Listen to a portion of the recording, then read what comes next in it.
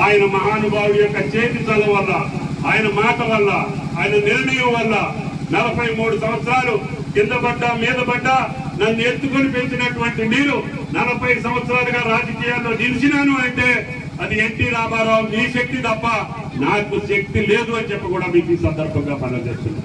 కాబట్టి ఆ శక్తిని నిలుపుకోవటం కోసం నా రాజకీయం ఒక యజ్ఞం లాగా, ఒక తపస్సు లాగా, ఎవరు ఏం అడ్డాలు వచ్చినా, ఎన్ని ఇబ్బందులు కలుగజేసినా, బయట పార్టీలు కావచ్చు, లోపల పార్టీలు కావచ్చు, నాతోటి తిరిగినోడు కావచ్చు, నన్ను ఎన్ని కష్టాలు పాలు చేసినా నేను మిమ్మల్ని చూసుకొని రాజకీయాల్లో ముందుకు పోతున్నా తప్ప నాకు వేరే అవసరం లేదు అని చెప్పి కూడా మీకు ఈ సందర్భంగా మనం చేస్తున్నాం.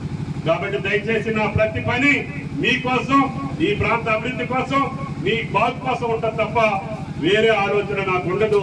దానికి మూల కారకుడు పూజ్యులు ఎన్టీ రామారావు గారు.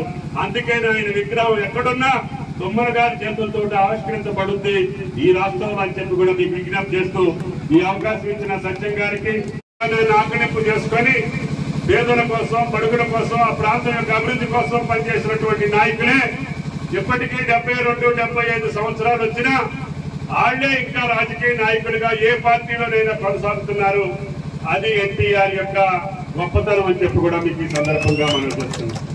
రేపు భవిష్యత్తులో కూడా ఆయన తయారు చేసినటువంటి సంతతే ఈ రాజకీయాల్లో స్థిరంగా మనగలుగుతుంది.